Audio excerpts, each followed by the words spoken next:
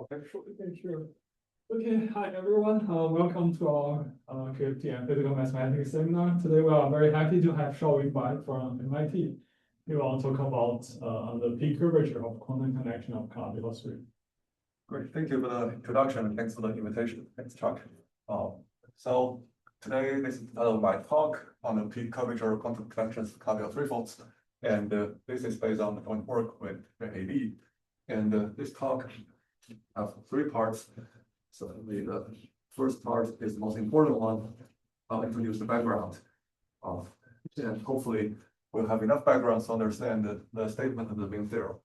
The background has two parts. I'm going to say something about this geometry on the suitable curves inside symplectic manifolds. And on the other side, talk about some basic theory about fact connections over a field of positive characteristic, which will lead us to the main thing I want to study, the p-curvature. Background part. Second part, I'm going to state the main results and also discuss the results a little bit. And in the last part, I think I'll go into, but it's right here. It's about proof and generalizations.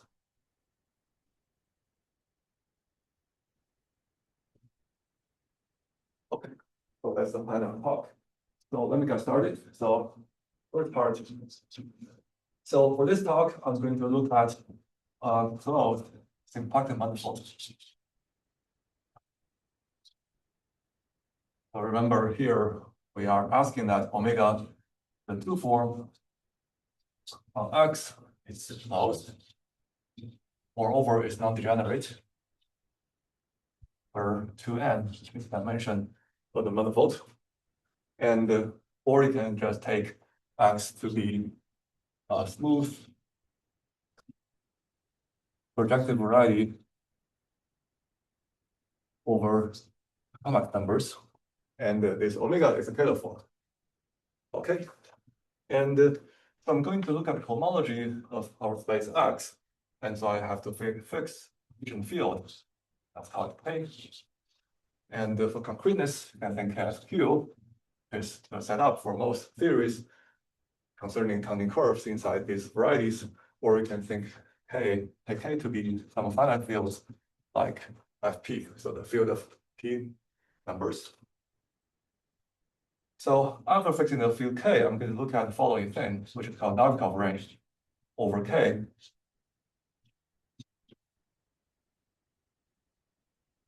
So it's going to be a whole series with the exponents of the form variable given by H2 classes, which pairs non-trivially with the symplectic form omega. So the formula is the following thing. So element of the form, so beta is going to be the second homology class. And I require that omega pairs non-negatively with beta. And this is the indices for the sum over. And think of the following form, A sub beta to the beta, where we ask that the coefficients A beta lies in the field K, and moreover, we ask that there's only fundamentally non-zero A beta if we ask that omega beta is bounded from above by some constant. So I'll just write it as omega beta goes to infinity. The Nabokov range, which depends on the field K, also depends on the manifold X through the fact that we're asking the exponents to lie in second homology of the manifold X. Okay, and so I'm going to introduce the following notation is QH of X, that's quantum cohomology. So as a module over Nabokov ring is nothing but just cohomology of X over lambda K. So I think fancy at the moment, but interestingly, we can look at the new product structure on this quantum cohomology of the quantum product.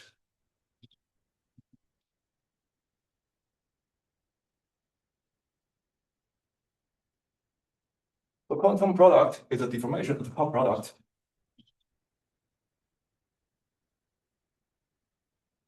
In the sense that here, Well, let me just write it down.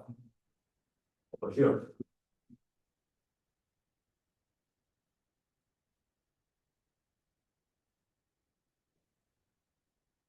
So it's going to be a bilinear map going from the tensor product of quantum molecule itself to the quantum module X linear over log of ring, and the correlator so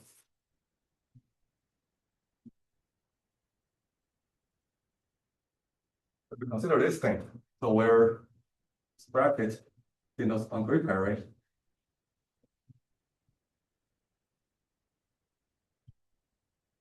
So here, this symbol tells us that we look at the product of classes alpha and beta, and if we take the output class and pair that with the class gamma on the concrete pairing, it's going to be the following thing. It's going to be constructed from Hessian homomorphic invariants of the manifold X.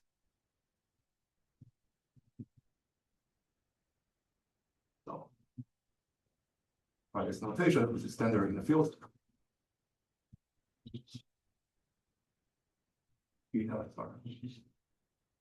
So what does it mean? So here, if you look at this, the data we're given include 3 commodity classes and also class beta. So this comes from counting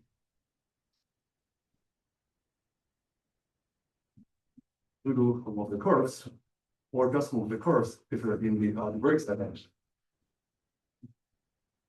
of genus 0 with 3 mark points of intersecting cycle classes dual to alpha, beta, and gamma.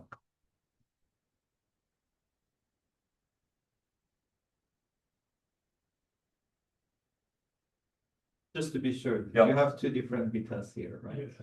But it's okay, it's understandable. Okay, right, that's a good point. Right, so let me change the different notation. Let's call it A. It's better.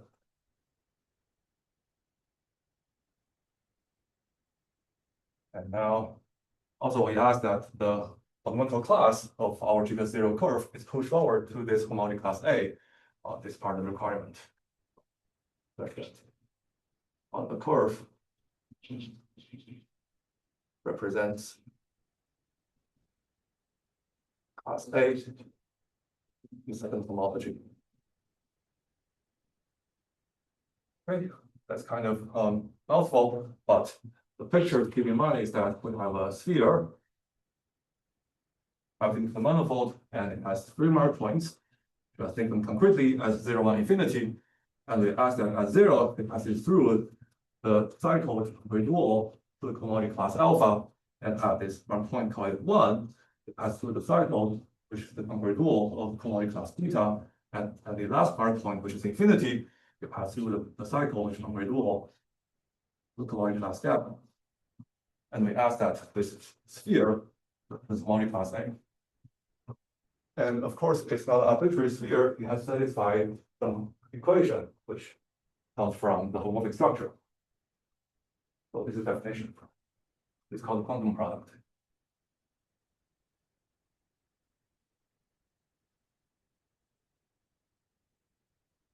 All right. And so here is a fact. That is, the quantum product is associative.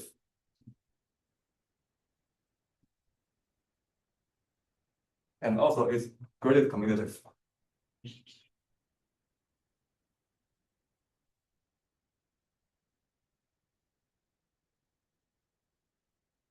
So these are properties that satisfy a class of quantum product. And it's a deformation of that, and these properties are being preserved.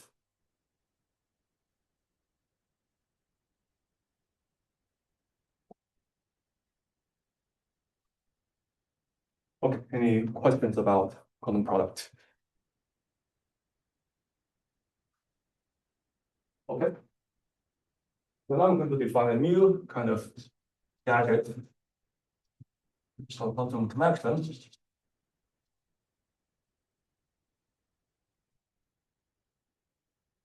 is going to be constructed from quantum product. And algebraically, what we do is the following.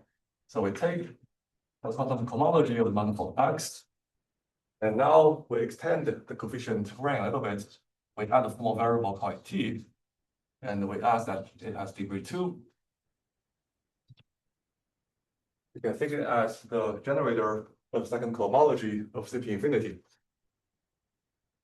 And its quantum connection is going to be an endomorphism of this guy.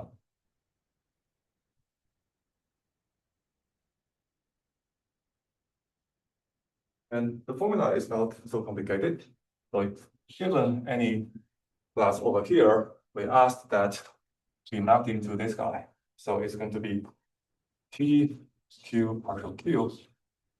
So here Q is really a multivariable. So we're taking partial derivatives. And the T here is a degree 2 variable, which we write over there. So the first term is just taking the partial derivative in the Q variables, and we multiply that by T. And the second term is just going to be the quantum product with the cohomology class represented by the symplectic form.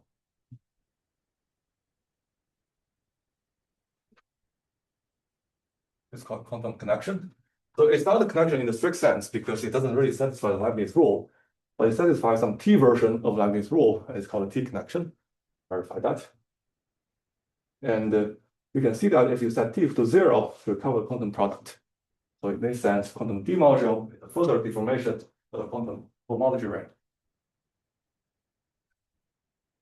And here's the fact. The sensitivity of quantum product implies that this connection is actually flat. But I mean, in the sense that its curvature is 0. So, sorry, what is the first name? PQ partial Q? So you take, does it mean? Right, so remember our Novikov ring would have the form. Yes. And this is like summing things up, telling you that you can differentiate along direction specified by all cohomology classes, second cohomology classes. And this is just differentiating that. Taking Q to the beta, if you're differentiating along direction specified beta, go to beta into just put beta in the coefficient. Yeah. And where does the definition come from? Is there an intuition why this is a good operator to look at? Right. So motivation about one of that comes from mirror symmetry.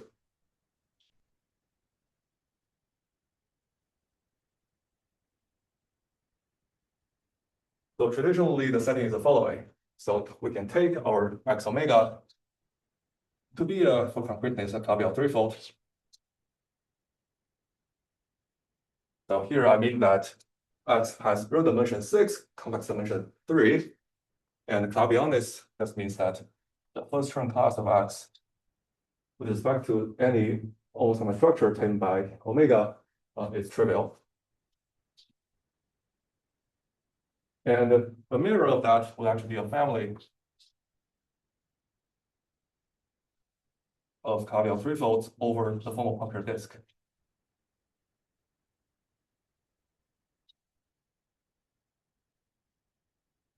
The spec of this form Power series ring, the qubit formal parameter. And so we don't have to really say the meaning of mirror here, but if they're mirror, well, if they're qualified to call a mirror, one property holds. It is that, so for this kind of formal one-pair family of algebraic varieties, you can cook up something called a Gauss-Manning connection.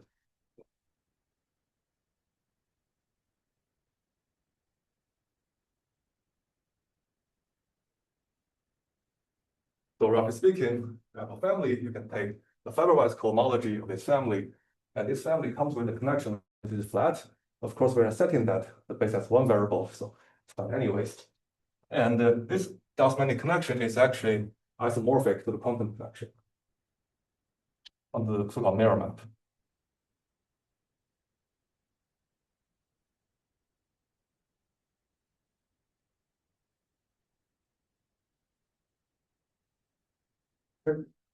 And one of the earliest applications of mirror symmetry is that, So the invariants you can cook up from counting curves of a given simple manifold can be organized into some solution to the differential equation specified by looking at flat sections of your connection. And on the bare symmetry, we know that that particular flat section corresponds to flat sections of Gauss-Meinring connection up to some placement of the mirror map. So you can turn the problem of counting curves into a problem of, say, looking at solutions to Gauss-Meinring on flat sections, which are called Picard-Fuchs equations. And they're computable and actually they determine curve counts very explicitly. So that's one motivation of looking at quantum connections.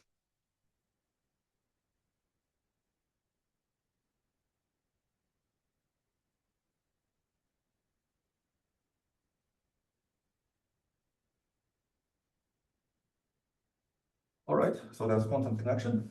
And here's an interesting fact.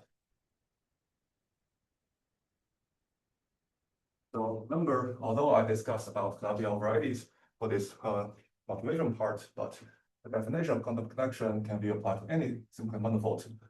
But for a very special class of manifolds, this kind of connection coefficients actually lie in Z. So if this is so-called semi-positive,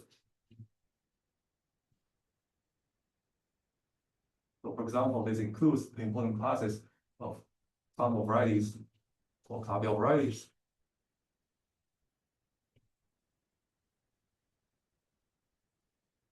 Then the connection coefficients, which come from physical momentum invariants, opinion 0, the 3 mark points, they actually lie inside Z.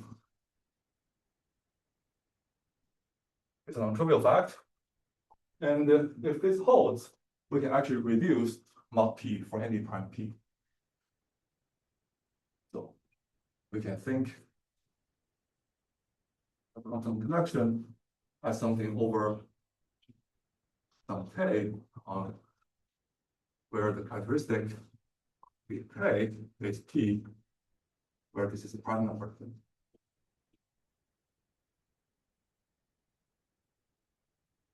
Via the standard map going from Z to K, where set P equal to 0. Okay. And so in this setting, there's something interesting. So that's the next topic. Talk about. So before I go into the arithmetic part, any questions about counting curves? Yeah, so you're not saying that the Calabi-Yau itself is defined over a finite field or p-adics or anything. No, but on the B side, it will be defined over finite fields as some intuition. Got it. Right.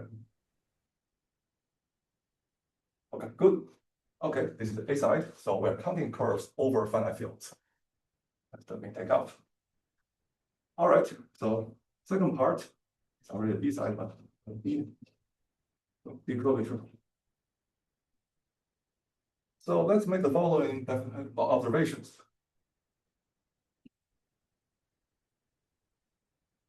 So from now I'm going to work over field K, which has positive characteristic. So suppose we have a K algebra, primitive algebra.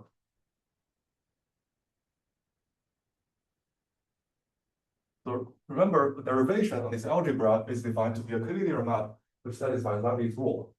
So suppose we have a derivation. So in other words, for A and B inside our R, have the property that if you apply the derivation to their product, it's going to be derivation of the first element times the second one plus the first element times the derivation of the second one. Derivation. So think of them as vector fields. So when K has characteristic P, we can actually iterate derivation for P times and see something interesting happening. So now observe the calculation. So using the commutativity of our rank R, we can see that if we apply this by P times, so it's going to be, well, some kind of binomial rule popping up.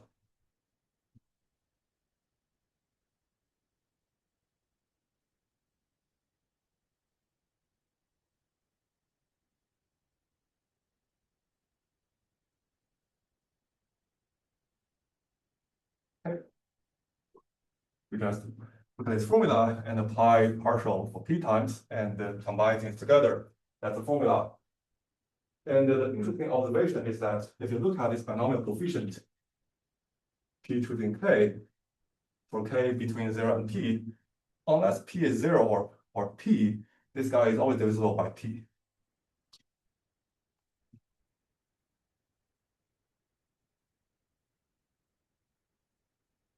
It's strictly between 0 and p, so it's 1 and -1.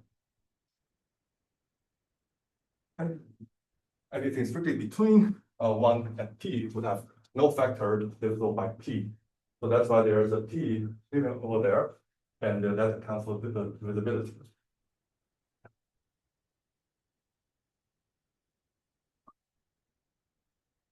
So using this observation together with computation, we realize that if we apply partial p to a times b, it's going to be partial p applied to a times b plus a times partial p applied to b. Okay. So in other words, we realize that is, for example, this computation partial p is also a derivation.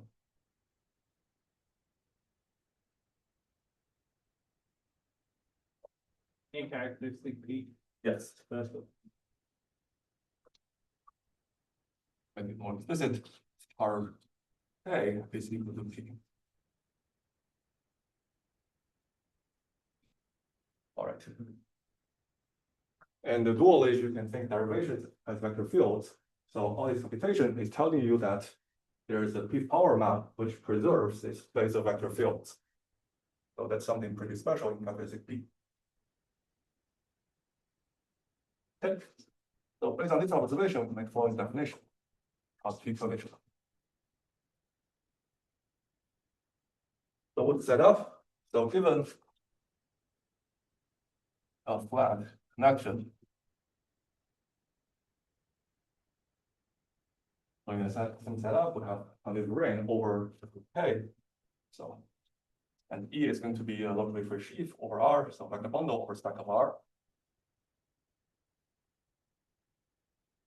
Here, E is vector bundle.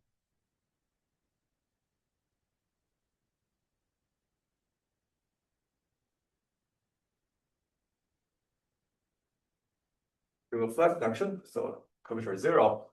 Its peak curvature is the following endomorphism.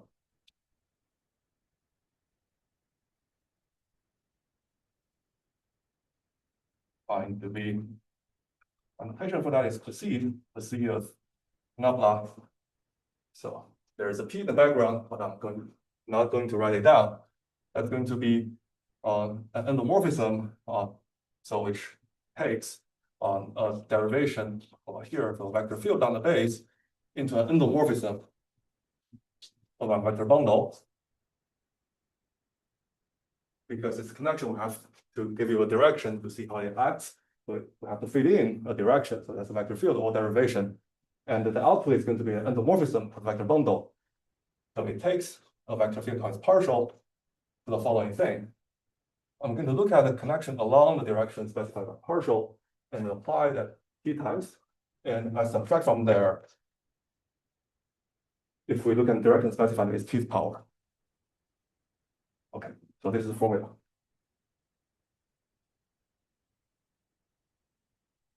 So it measures how much the connection commutes with the p power map on space of vector fields. That's p-curvature.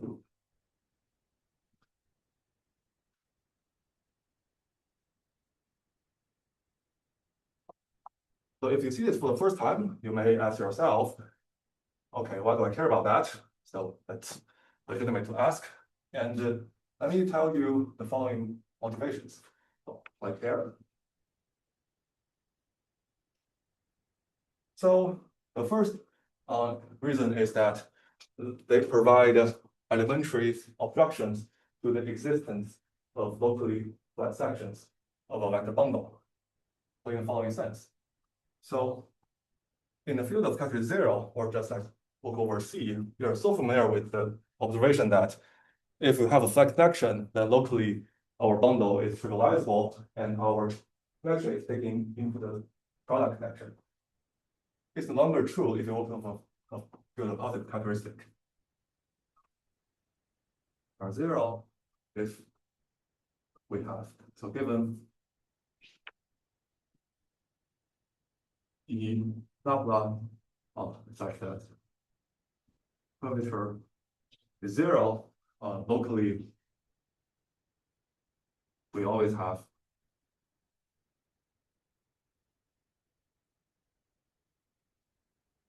blah homomorphic U is open subset, say C here, let's say it's a complex vector bundle, and it's a rank, and we're going to look at the product connection.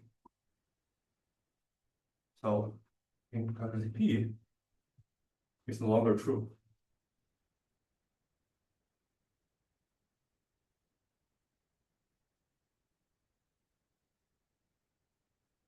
But it is true if the p-curvature is zero.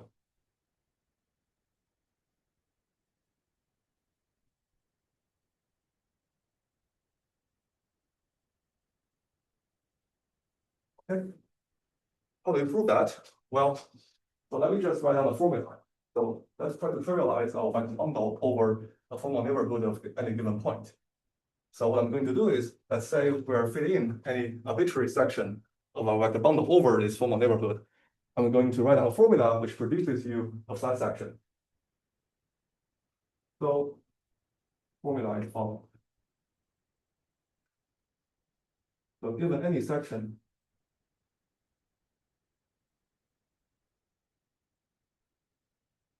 S over. So let's work algebraically. So we're working over some formal neighborhood of any arbitrary given point of the base spec R. And let's just for the sake of illustration, look at following Paul series ring.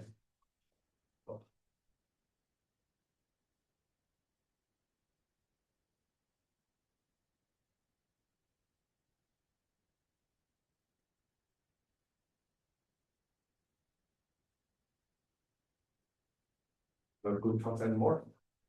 So given any section, I'm going to produce you a flat section, and it's the following form. So alpha S is equal to, it's a beautiful formula, some over indices I1 up to ID, and this formula is going to be -1 to this power I1, so all the way down to ID, and T1 to be I1 times T to the ID, and we divide it out by alpha factorial times ID factorial, etc. And then we apply the differentiation using the connection I times along direction of T.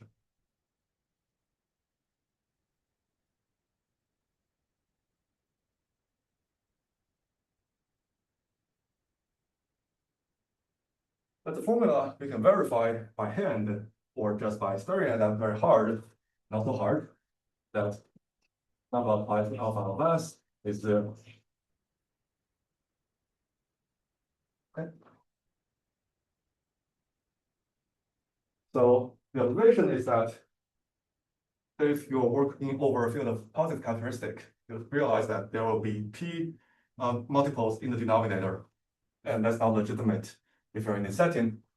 However, if you have P curvature equal to 0, you'll realize that the bad terms would actually be of the form, for example, lambda to the P along some direction. And the fact is that in this setting, if we look at this direction, this vector field, which is its power partial Ti, is actually 0. So in this, you see that this guy is equal to this guy, where I can raise the power of the vector field instead. And this is the p-curvature.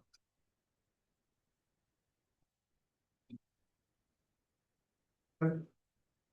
So the point here is that this formula, it works in general only over field of characteristic 0. And it fails for positive characteristic is that there might be p multiples in the denominator. However, if the p-curvature is 0, those denominators will actually be 0 because here the term will be 0.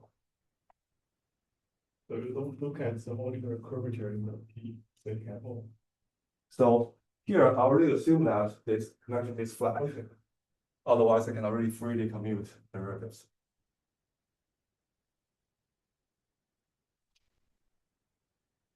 Okay, so the summary here is that p-curvature provides you elementary abstractions to, say, trivializing the vector bundle locally.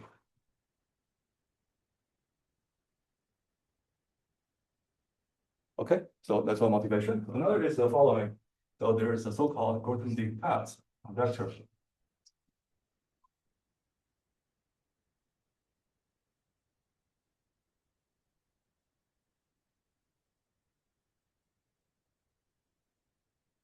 So what does it say? Well, it says that if we have some kind of connection over a cube, let's say, and the conjecture predicts that on this system, say, look at all flat sections of this vector bundle has a full set of algebraic solutions. And only if for almost every p. So here we're looking over q, but for p large enough, we can still define multi reduction because there's only finite denominators. And for almost every p, the multi reduction of the connection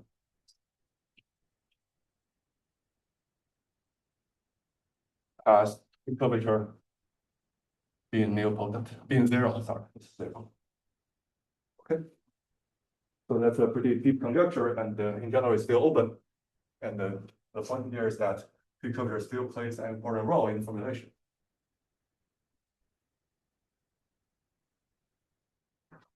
Okay. Any questions about p-curvature?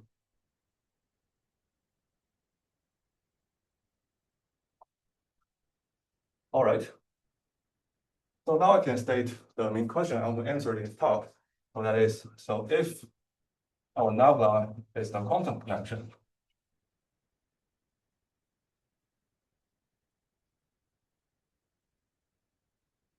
so how can I understand its p-curvature?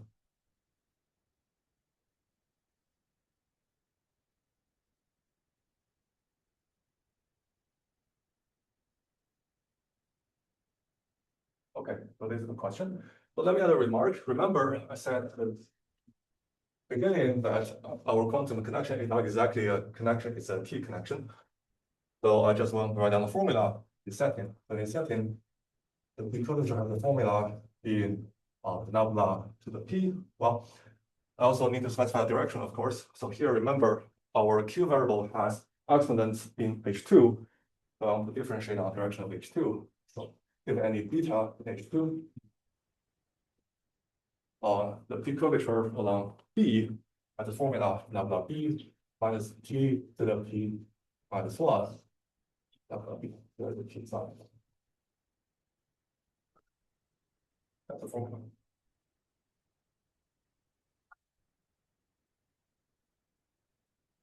Okay, so now let me get to the second part. I'm going to answer this question.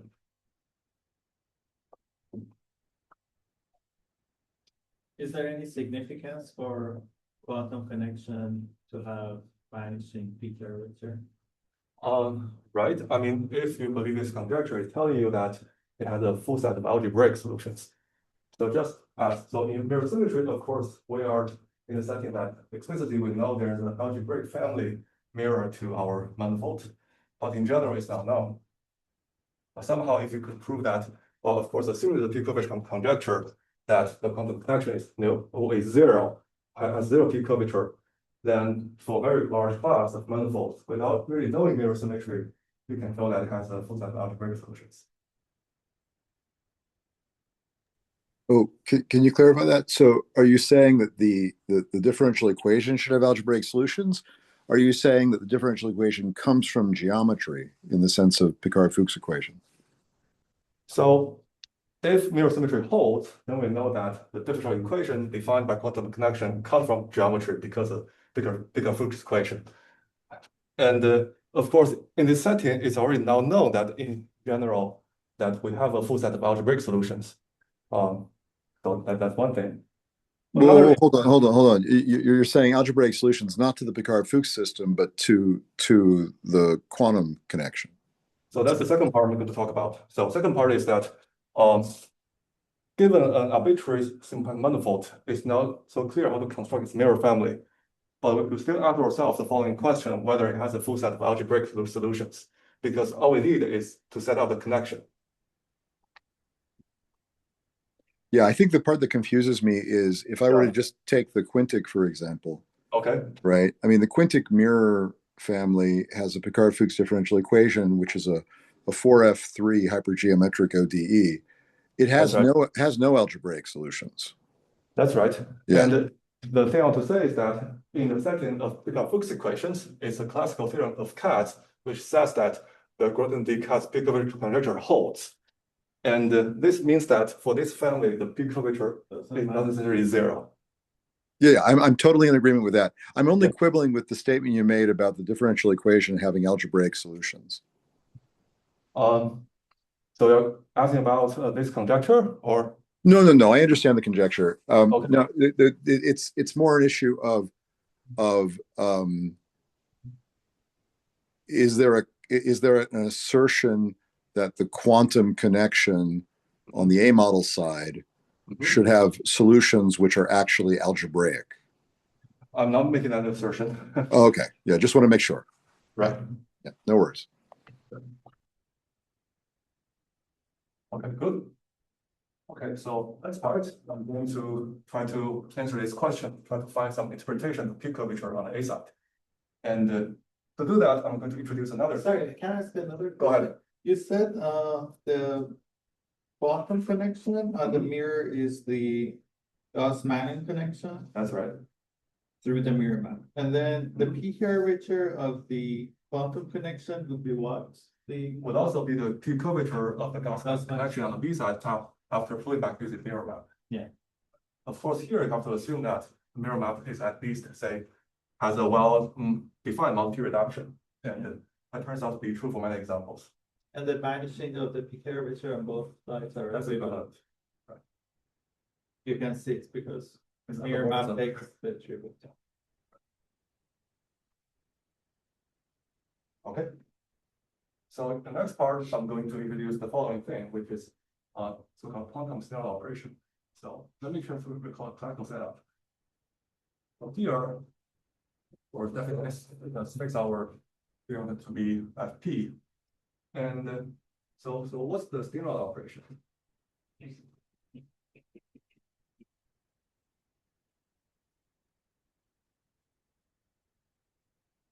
So it's going to be a cohomological operation on the cohomology of any cohomological space over Fp, and it's defined in the following way. So let's Fx with this such here just be a logical space, and we can look at this cohomology with Fp coefficients. And going from here, I can take the external threefold product of that. So it's going to be mapped into a cohomology of x to the p, still with a p coefficient. And here we're just repeating a class for p times. So in particular, it's invariant under the cyclic group action committing the vectors. So I can lift this class into some equivariant cohomology of x to the p under the lemma p action, which permutes the coordinates. And over here, remember, we have a diagonal map, which simply takes a point here to the pin at p times in the product. And this diagonal map is equivariant under the permutation action, for cyclic rotations. And then we can pull back this class using the equivariant enhancement of the diagonal map that's going to be landing in the covariant cohomology space X with a p coefficients. And here, the P acts on our space trivially, so I can just write this as the cohomology of X with the p coefficients. Tensor with the cohomology of the classifying space of sigma p with the p coefficients, and that turns out to be the following algebra. That's going to be P double bracket T and bracket theta, where P has degree 2 and theta has degree 1. And we have the theta square is 0, of course. It's also forced by the gradient commutativity. And then, if we compose everything together, this is called the total Steenrod operation.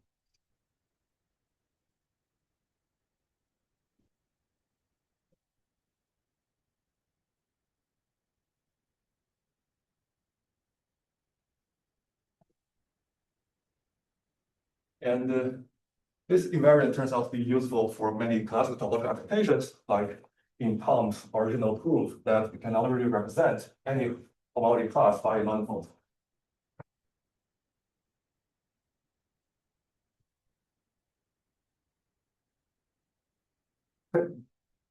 And then, so what is quantum Steenrod operation?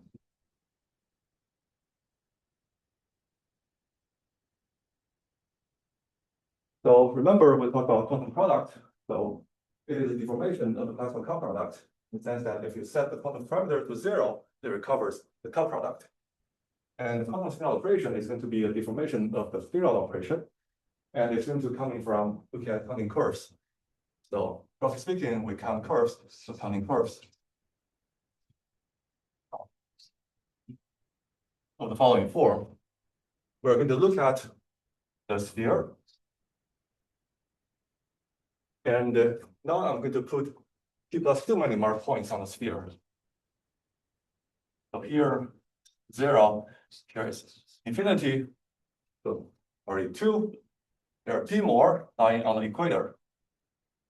So at p possibilities.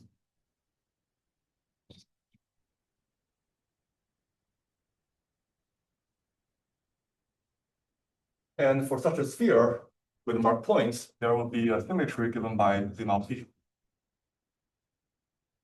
Simply rotating around the axis connecting 0 and infinity, but only by degrees, which are divisible, which come from dividing 2 pi by p and taking their multiples. We count such curves mapped into a multiple X. And to make sure that we have sigma p algebraics, we impose the same cohomology class on the equator.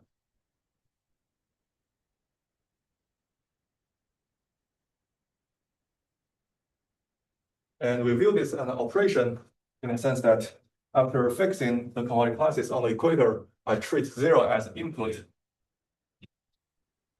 infinity as the output. Right, yeah, so what's the condition on the mark point? Mark points, they're asked to lie exactly at the p root of unities, first thing. Yeah. Secondly, I asked that, so remember, we're defining this kind of counting of curves, we have to impose conditions asking that the curve pass through some cycle at the mark points. What I'm asking here at the equator is that all the p mark points lie in the same cycle. Okay. And after imposing that condition, I can just view this as an operation with an input coming from 0, not from infinity. So, and count them equivalently.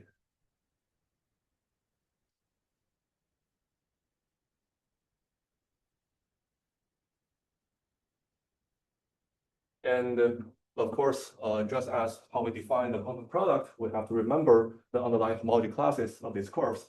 You can organize them into generating series. And it's going to be the quantum Steenrod operation.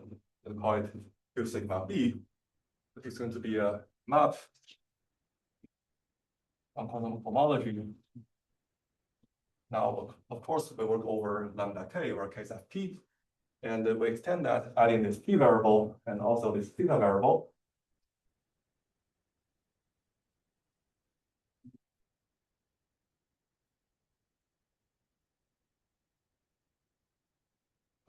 So that's our operation, and that's the our description. So the curve counting in this diagram, where does the curve counting would appear? So here we're only counting constant curves. That is correct. Zero energy curves. So it's an exercise to verify that indeed the constant contribution from such counts actually give you such a diagram. Yeah. Right. So, and to put it more formally, what we're saying is that the property is satisfied that if we let Q equal to 0, it's going to be taking the top product with the total Steenrod operation at B. Okay. So in this way, it's a quantum deformation of the Steenrod operation. What I meant to ask was that which map here would be the one that we should deform by curve counting to define quantum Steenrod operation. So here is the total Steenrod operation. We're deforming the top product for this class. That is true, but you can also think about it as the composition of three maps. Yes. I expect that to appear in at least one of these levels. So we're deforming them simultaneously. That would be the best way to explain that, because we're only using this single modular space, and try to break that into smaller steps would be troublesome. Okay. Okay, so that's the first property. And secondly, it has a property that, so we think these variables t and theta as some formal parameters. And another property satisfied by the conditional operation is that if you specialize these parameters to 0, it's going to be taking the quantum product with a threefold top product, quantum product with class B.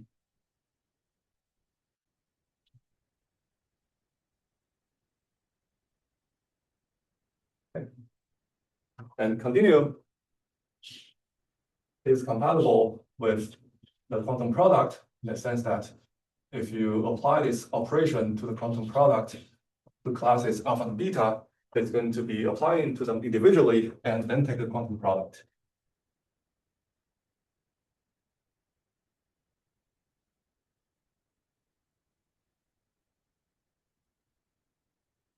And lastly, it's going to be covariantly constant in the sense that it commutes with applying the quantum connection.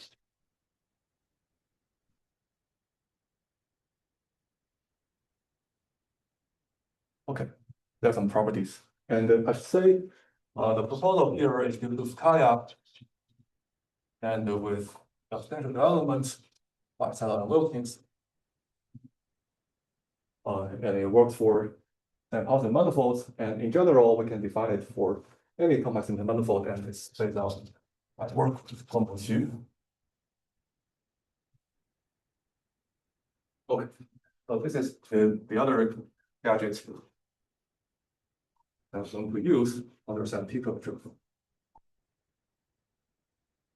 Any questions?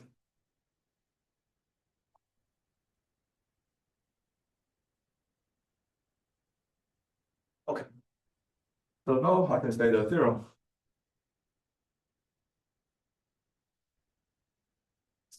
Make some work. Jae Hee Lee. So it says the following thing. So suppose we're given a compact Calabi-Yau threefold.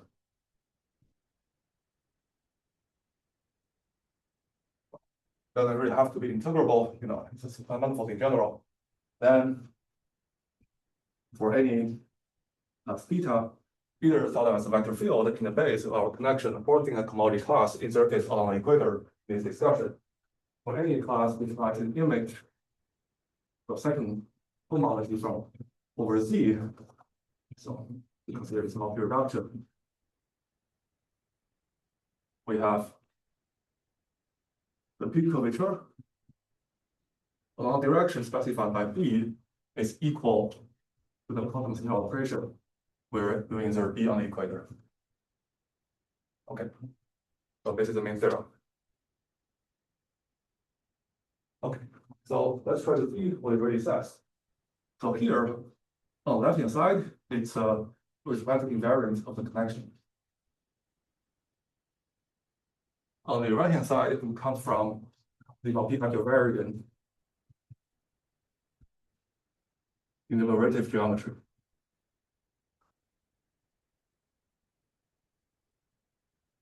So we are saying that this arithmetic invariance constructed from a quantum collection admits a description using modular spaces. And on the other hand, the quantum signal operation, so let me say as a remark, the sigma B is very hard to compute in general.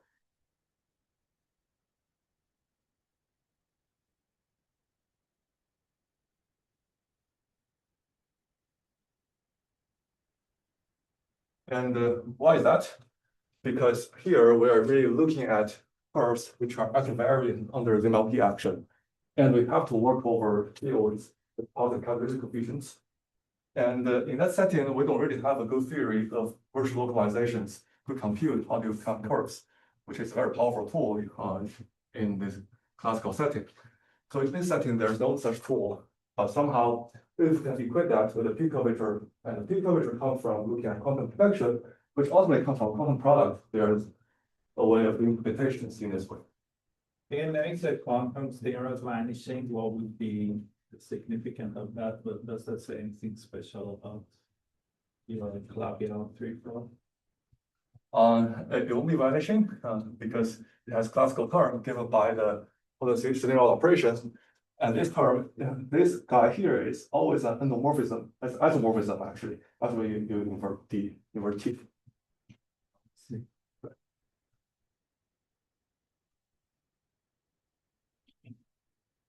Beautiful. Curvature in principle. Why would you assume Calabi-Yau? Right. So for one thing is that, as we discussed at the beginning, we have to define these kind of curve counts over fields of positive characteristic. And it's easier in a classical setting to have the assumption, for example, X being semi-positive, and Calabi-Yau is one special case of that. And secondly, let me say this is a remark. So when X omega is final or monotone, in the sense that the cohomology class underlying omega is positively proportional to the first term class.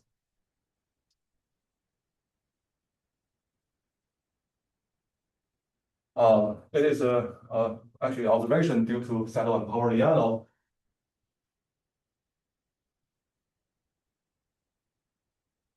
Tell you that the same result holds due to some stupid, well, not so stupid, fancy grading reasons.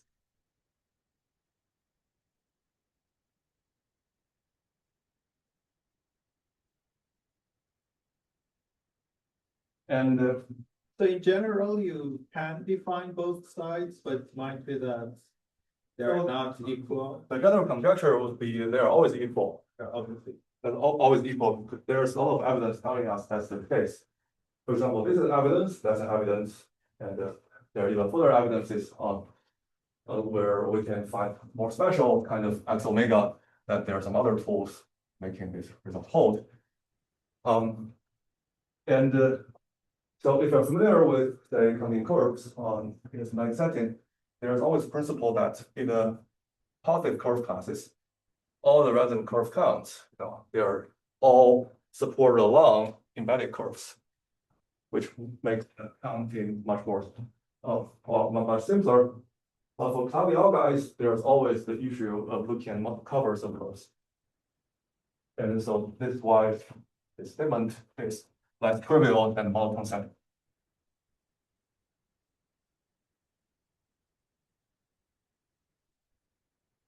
And a third remark would be,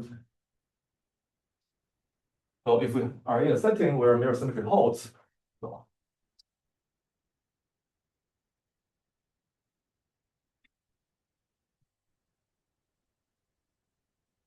then we know that we have a geometric interpretation of the p-curvature of the Gauss-Manning connection.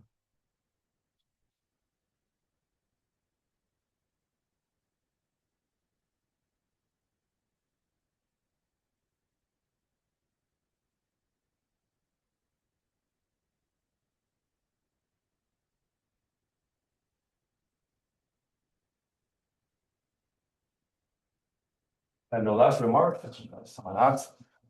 So this p-curvature equals quantum scale operation is expected to hold for all points.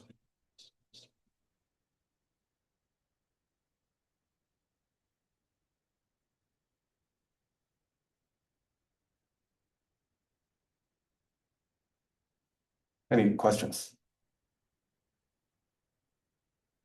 What is the idea of this proof? Yes, so that's the next part. I will say few words, very few words about the proof. So we're in the setting of Calabi-Yau threefolds, and for threefolds, all wonderful things show up. And one thing is that there is the famous buffer formula.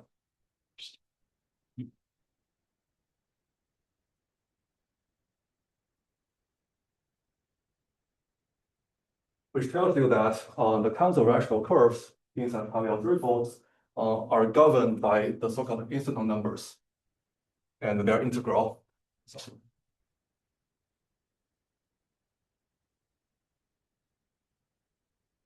And mathematically, still, there is no satisfying definition, but roughly speaking, we can understand them as counting invalid curves.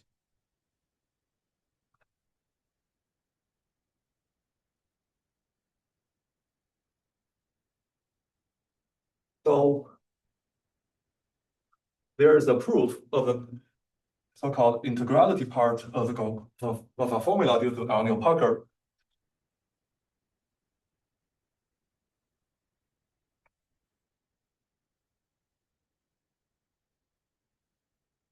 Now it says that, so you can take all the growth invariants of your Calabi-Yau threefold, you can write out a Jacobian series, and there is some algebraic transformation taking this Jacobian series, the coefficients to some other coefficients, and you can prove that they are integral. That's their result. And in their proof, they develop something called a cluster formalism.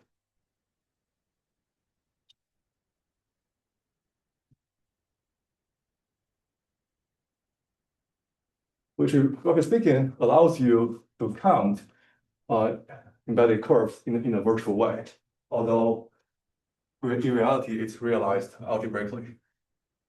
So, virtually counting embedded curves.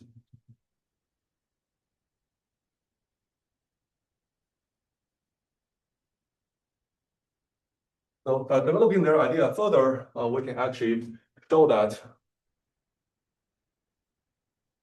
this statement can be reduced to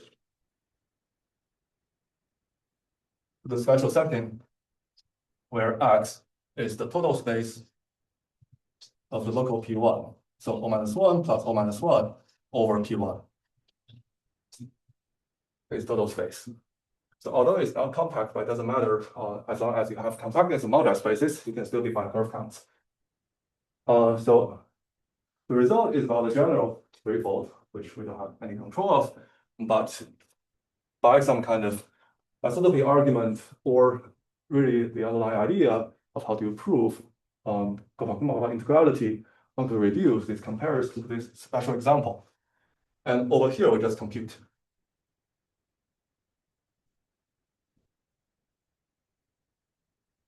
Then one half formulates this for Calabi-Yau threefold. Is that right? So the original conjecture was for Calabi-Yau threefolds. Also, there's generalization for, say, final classes as well. And that's less interesting. And in higher dimensions, there's work due to Clem and Pende and Zinger, respectively for Calabi-Yau fourfolds and fivefolds, telling you some integrality-like conjectures for these invariants as well, which is based on a generalization of the so-called Haskell-Morrison formula, which is 14-0.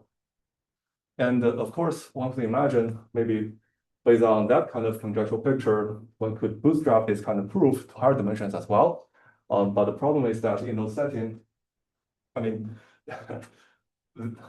I would say the proof of the integrality conjecture is not so satisfying. There are some partial results.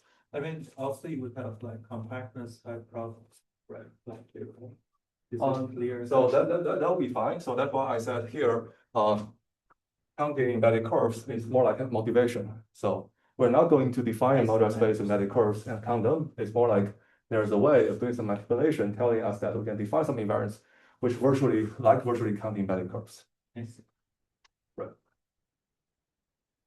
And I would remark that so these ideas, of course, are also kind of a very important inspiration for Pardon's well, now meditation, recent advances in the MLP conjecture.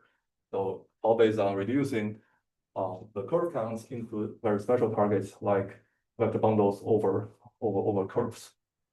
And so in this setting, there's many subtleties, like in a setting of quantum signal operations, we have to do the counts equivalently, and it's not so clear how to directly generalize their formalism, but we have a way of dealing with that. That's a proof. And then a small part about generalization. So of course, there's a question about how to prove this in general. And also here we are in the setting of, say, multi-T setting, so over FP. And there should be some kind of p-adic settings of this as well. And over there are excellent questions about integrality of so-called forbidden structures. But that will require another talk. So I'll stop here. All right, thank you. Any further questions?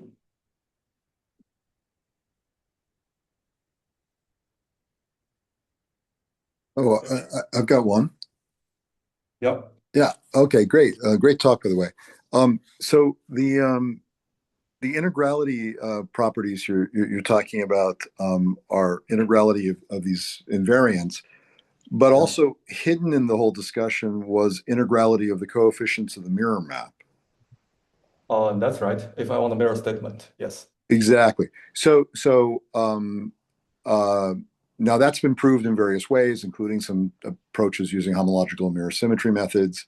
That's right. I'm just wondering if you've thought about the interface between your approach and these questions about integrality of the mirror map. I mean, can you say something specifically about the integrality of the mirror map using these methods? Yes. So there is a work in progress I'm doing with Jae and also Algebraic. So there's an early idea due to Kontsevich, Schwartz, and Wologowski, which, well, they wrote some physics paper, but it turns out to be very useful for us. So if you work in a p-adic setting, you can write down something called a forbidden structure for the quantum connection. And the conjecture over there is that the coefficients are going to be integral. And the fact is that the p-adic integrality of these covariance will actually imply the integrality of mirror map. Mm-hmm. So this assertion is actually purely algebraic. So that's based on checking things explicitly. And then the actual thing to prove is the p-adic integrality of these forbidden structures. And we have an approach of solving that. Mm-hmm. Great.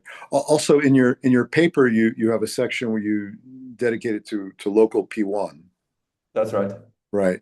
And there you get some insight into the meaning in terms of p-curvature meaning in terms of degree P covers. That's right. Right. So do you have that interpretation in general for compact Calabi-Yau threefolds, or is it mostly just a hint as to what it should be based on the local P1? It's more like a hint. So ideally, the point is the following. So it's about computing the quantum signal operation. And we want to develop a formalism which involves localization under the group action Z mod P. And because we're working over a field of positive characteristic, the issue exactly come from those curves which are before covered. And this explains the failure of previous attempts trying to do some computation. But on the other hand, somehow based on the observation we can do for the local P1 case, those kind of actual computation we can do in this setting exactly accounts for some hypothetical count of before covers of our P1 in this concrete case. Right. Okay, thank you. Yeah. Thanks, the speaker. Thank you.